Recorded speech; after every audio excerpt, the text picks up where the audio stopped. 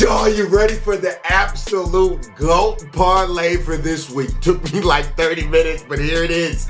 Here it is, the absolute GOAT. A chain, 36 rushing, easy. Waddle, 59. Receiving, back from concussion protocol, easy. Waddle finna go off. Josh Allen, 23 completions against Miami. I like it, man. I like it. Christian McCaffrey. Every time I bet Christian McCaffrey in the first 3 weeks, he's never lost. He bringing it back every single time. So you know I'm riding with CMC. And then to close it out, we have one of the best rookies of the year who's been putting up 5, 8, 9 receptions a game. I'm going with Zay Flowers. Boom! $100. Let's run it.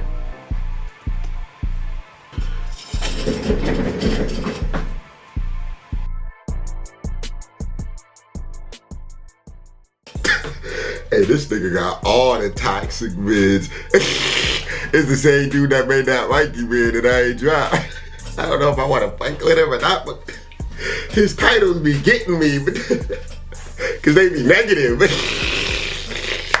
My negative senses be tickling. High school hoopers, where are they now? Oh boy. Oh boy. This is not meant to take shots at anybody. This is just meant for instructional purposes. You know, I didn't come to get super negative on a Saturday. Anyways, let's hop into it.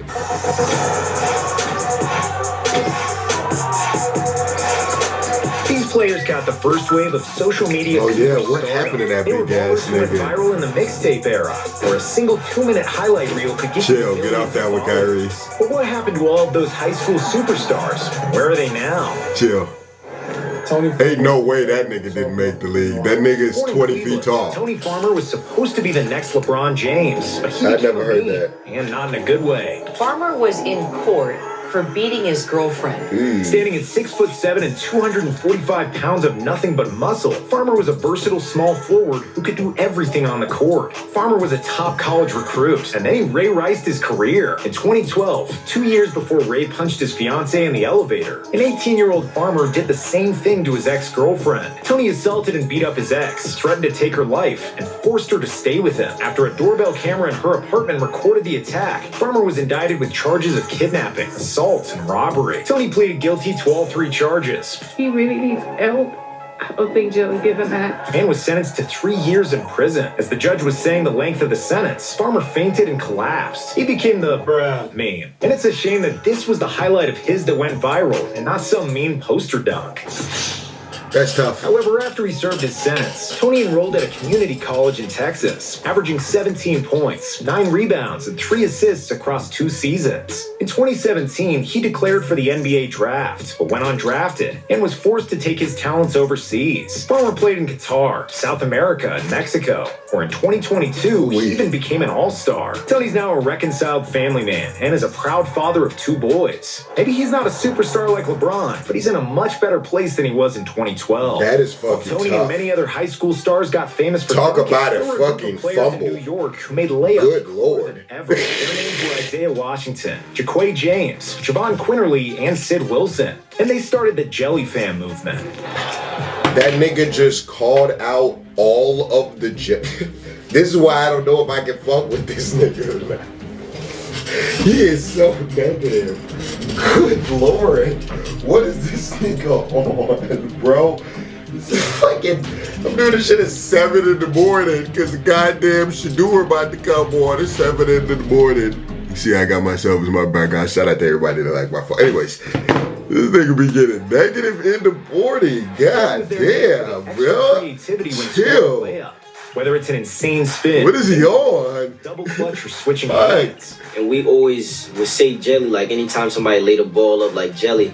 And I'm like, yo, we need our own group. Because the founding fathers of Jelly Fam were 5- and 4-star recruits, the Jelly layups started to get popular on social media. Soon enough, every kid in New York was screaming. But the Jelly niggas with was their short layups. though. That was the only Nobody was thing. trying to dunk anymore, and everybody started changing their social media handles to Jelly Fam. Washington, James, Quinterly, and Wilson all wanted to make the NBA and turn the Jelly Fam movement into a company with their own shoes and merchandise. Stuff like that just makes you. At least they made some bread off it. Have our own sneaker. You know what I'm saying? Shoot. The Jelly fam had a big problem. They had the style, but they lacked substance. All four had underwhelming college careers, and their NBA dreams collapsed. Isaiah Washington went undrafted in the 2021 NBA draft, and Jaquay James suffered the same fate a year later. Isaiah did manage to go pro, but he just didn't go to the NBA. He's currently playing in Slovakia, while Sidney Wilson earns his basketball bread in Argentina. Damn, he never made it to the Currently, he's pros? still in college, playing for Alabama, where he averaged 14 points and 4 assists in 2022. That's His good. dreams are still alive.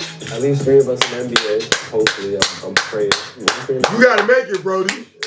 You gotta make it. It's all on you, nigga. Layups overseas. It's all on you, nigga. But no American player went more Either global. you make it or it's done for, nigga. Who was the Justin Bieber of basketball?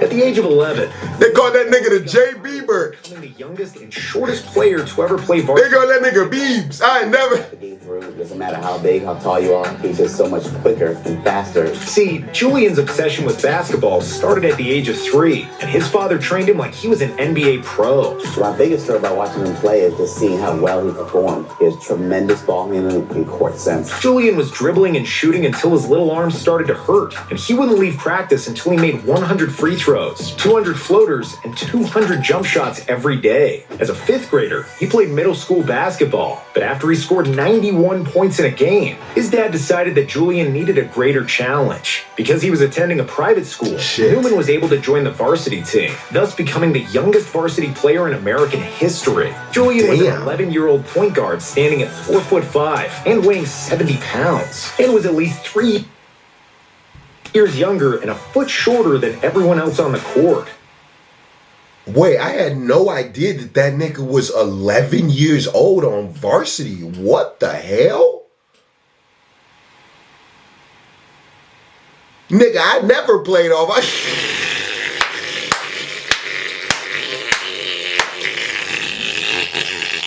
But in the words of Conor McGregor, Damn. Julian wasn't just there to take part, he was there to take over. Due to his supreme handles that he perfected since he could walk, Julian was a wizard with the basketball. I was on the freshman team, but that bitch wasn't varsity. The little man averaged 12 points, 11 assists, and 4 steals per game, leading his school. Hey, that's a flex though, to say you the youngest nigga ever on varsity. Form was too big for him. Julian was so good that he led the state of Florida in assists and was the 2nd best varsity passer in the entire country. And of course, a 4'5" phenom couldn't go unnoticed in the age of the internet, so he became a national sensation. Newman made TV appearances on The Ellen DeGeneres Show, Good Morning America, Conan O'Brien's Late Night, and many other programs. Please welcome from Orlando, Julian Handles Newman. It felt like he was doing more media than LeBron James. In the 7th grade, Newman became the youngest player to record 1,000 career varsity points, averaging 20 points, 10 assists, and 3 steals per game. As an 8th grader in 2016, Newman made headlines in a highly publicized matchup with top 2020 class recruit Kyree Walker. That was one of the most viral videos ever. 2 points. 52. And the game highlights got over 13 million views on YouTube. That shit was super viral. As a high school junior, Newman's numbers got even crazier. Julian averaged 35 points, 7 assists, 5 rebounds, and 4 steals per game. But if he was that talented and so dominant, why is Julian Newman not in the NBA by now? Well, the first and the most obvious reason is that Julian grew only to 5'6" in shoes, and is also not very muscular. Think Isaiah Thomas, but subtract 3 inches and 40 pounds. Yeah, that's closer to Kevin Hart than it is to an NBA player. The second reason is that Julian is all flash, with battle. Yeah, Isaiah might be short, but he's swole for his size. Ball handling skills are definitely not fake. Newman's game is much more suitable And they don't even want Isaiah. skills challenges than for actual NBA games. Size. If you're wondering how he could maintain a 25.9 assist average on a varsity team, That's the same thing that happened to Jelly Fam. against mediocre If them niggas would have been a few inches taller, they would have made it. coach. As soon as he would square up against better Same with me. Julian would struggle due to his size. Same with me, nigga. If I was a few inches taller, nigga, I would have made it, nigga. Team basketball. Through his teenage years, he continued to be coached by his father, and they kept doing the same ball handling drills that they were doing when Julian was 11, instead of further developing his game. For Julian, Nigga, how do you know that, nigga? Shut the hell up. press. They also created the sports apparel brand Prodigy and were featured in the reality show Hello Newmans. So, an ambitious father that started his own brand of clothing and his own league to live vicariously through his children? Sound familiar? But unlike LeVar Ball and his sons, the Newmans are a foot shorter and far less talented. On top of that, Julian acted like a spoiled brat on the court and often got into fights, and it wasn't a surprise that he didn't receive any college offers, not even from Division II schools. And yet, his father still found a way to make headlines. Newman Sr. said that Julian had put his name in the 2022 NBA draft, but of course, that was just for the clout. Julian immediately pulled out of the draft, because it was the same as if you or I put our names in the draft. Completely useless. And since he's 21 years old, we doubt that his basketball career will go anywhere near the NBA. But don't feel bad for Julian and think that all those hours dribbling the ball were a waste of time. His family has earned a substantial amount for their TV appearances and endorsements. Julian has nearly 700,000 followers on Instagram and is making money by promoting fashion brands. Another viral star who will never get a fashion deal. I still kind of feel bad for him. It's tough. Simply because there is not another human on the planet who is built like him. Robert played with LaMelo Ball. Ain't no way he was about to get in that car. Ain't no way he was gonna fit in that car. 7'7", but weighed no more than 180 pounds. At the age of 8, Robert was already 6'2", and he reached 7 feet at 11. He was one of the tallest and one of the skinniest basketball players you could ever imagine. And because of his highly unusual build, Bobroczky went viral. During his 5 minutes of fame, Rob said that his goal was to make the NBA and become a taller version of his favorite player, Kristaps Porzingis. I only met Porzingis a while ago. Yeah, we're both 7'1" back then, so it's pretty cool meeting someone the same height. However, height isn't always a basketball blessing. That nigga's huge. It's a blessing or a curse. Your height could be a blessing or a curse. Right, it's up to you. Due to his insane length, Rob suffers from scoliosis, a disorder marked by a lateral curvature of the spine, which causes back pain at any height, let alone 7'7". Because of this, Robert couldn't do any squats or deadlifts, and even though he ate 7 meals a day, he hardly gained any weight. With such a endurance, that's tough as hell, man. His NBA debut ended up as nothing but a childhood dream. In 2022, Rob still played basketball for Rochester University, but without any significant impact on the court. But high school superstars aren't always super tall. Just look at Akil Carr, who was a 5'6" point guard with blazing speed, impeccable handles, and flashy I remember this guy. I remember all these guys. One of the best hoop mixtapes of all time. That's a fact. You couldn't believe why this kid wasn't already in the NBA. As a high school sophomore, Carr averaged 31 points, 6 assists. Height seems to be what's slowing all of them down. Even the tall niggas, like either you're too tall or you're too short. Tough. Tournament in Italy and led the Americans to gold with a 40 points per game average. L'Automatica Roma, a squad from the first Italian league, offered him a $750,000 contract on the spot, which was the largest contract ever offered by a European club to a high school player before graduation. However, Carr turned that down to finish his high school career and eventually play in the NBA. But that turned out to be the biggest mistake of his life. In 2013, Carr eventually played in the G League, averaging 10 points per game. Fortunately, he went undrafted in the 2014 NBA draft. The NBA doors were closed forever. Akil eventually made it to Europe, playing pro ball in Cyprus before returning to the US, where he still plays pro basketball in the minor league. So did he ever make more than that 750 in a year is what I want to know. Because if he turned that down and never got to that, then that's super duper duper duper. His name is duper tough. And 7th was supposed to be the next Russell Westbrook. Oh yeah, I remember this nigga. Hoop Mixtape launched a 2-minute. That was one of the.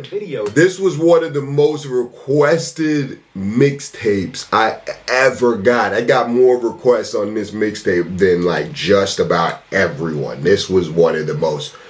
Like, for real. 7th Woods is the best 14-year-old in the country. With the hops of Vince Carter and the speed of a hungry cheetah, Woods was genuinely amazing. How the fuck did he not make it? To win the under-16 gold medal for Team USA. Just like Julian Newman, 7th became a viral superstar, which brought him to the Ellen DeGeneres Show, Jimmy Kimmel, and others. How the hell did he not make it? Deals and gained a massive following, but this created a lot of pressure for 7th, which hindered his basketball progress. And then, a couple couple of injuries slowed him down, and since he only grew up to be 6'2", his advantage over other kids. Damn, that's the same height as me. He did play NCAA basketball. He looked taller than that. I could never dunk like that, nigga. What the fuck? That nigga's a bouncy 6'2". It's safe to say that his dreams of pro basketball are close to dead. I feel like if he's 6'2", but he's that bouncy, he should still be able to make it. The fuck? I play with Scoot Henderson on 2K all the time, nigga. That nigga's on my team. Nigga, that nigga's short as hell, 6'2", booming shit. Like, that's tough. You just have to be at the right spot to become super famous. Like Brian Scalabrine was with the Celtics, or Steve Kerr with the Bulls in the 90s. If Kerr didn't play with Jordan, he'd be just some white shooter who would never get recognized on the streets. The same goes for Bryson Bishop, who wouldn't get viral in 5th grade if he wasn't brave and delusional about guarding Zion Williamson. Bryson was a skinny 8th grader, standing at 5'6". I've never heard of this guy. It's humanly possible to stop a 6'6", 250-pound Zion. Zion was averaging 36 points per game, and his team was up by 30 late in the third. A foot shorter and over 100 pounds lighter than Williamson. Bryson entered the game. That nigga was 250 in high school. Zion and tried to deny him the ball. Bishop was completely unbothered, clapping his hands and even in the best shape of his life. Zion gave him a surprise. Good Lord. Like, what's up with this crazy kid? I have a lot of respect for him for doing that. Because, you know, his teammates were so out of it that he was just trying to give them energy. It was a classic David versus Goliath story. And when the video of this little kid fighting Mount Zion went viral, Bishop melted the hearts of millions. He got famous for being that kid who guarded Zion. That's not all he did. I'm dead. Williamson and the kid that guarded Zion. Decent player himself. What in the hell? Nah, I fuck with that though. That did take balls. Zion is right. His team was scrawny as shit. He had the only balls on the team. 5 years after, but I wouldn't want to be known as the little nigga that stepped up and Zion went, who the fuck is this little nigga? Zion and Bryson posed for a photo that recreated the famous moment from their 2017 matchup. I'm dead. I would have told Zion, take the Pelican shit off, nigga. You can't flex the Pelicans on me in the picture, nigga. Damn, I'm not in the league. Hold on, we ain't gotta remind them you in the league in the picture, nigga.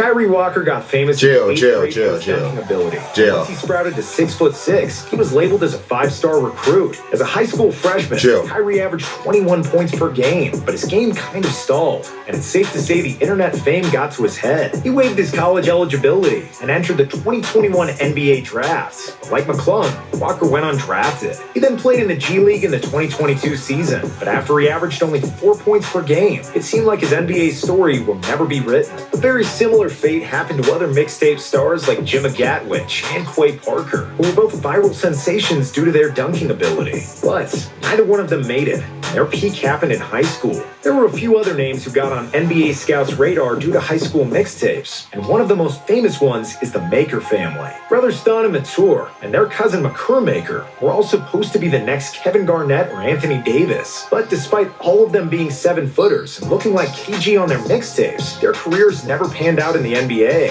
Thon's high school fame, height, and athleticism made him the number 10 draft pick in 2016, but he never lived up to the hype. Thon ended up playing 4 NBA seasons based on potential alone, but after he averaged 4 points per game, it's fair to say he maybe got more chances than he deserved. Thon Maker currently plays in China, while Mature and Makur both went undrafted in the NBA draft. Those two Makers are making their basketball living in the Australian League. The basketball mixtape era was extremely fun, but is now largely over. Some random kid will hardly become a sensation after a single 2-minute highlight. Whatever happened to that super tall ass dude that was on the Celtics? Whatever happened to him? Just like many of us, NBA scouts have learned not to trust everything they see on the internet. That guy right there. Taco Fall. Tough, man. The NBA be pushing some of these niggas out quietly, low-key. It's fucked. Alright, y'all. Anyways, that's gonna do it. These are my lines once again. We're going to Chain, Waddle, Allen, CMC, and Zay. Underdog has a special sign up right now, up to $500 they will match. Usually it's $100. Right now it's up to $500. They're going crazy. So go sign up using my code. I will see you boys on the other side. Leave all your comments below. Smash that like button. Until next time, man, it's been boy. And I gotta go watch that Colorado USC game.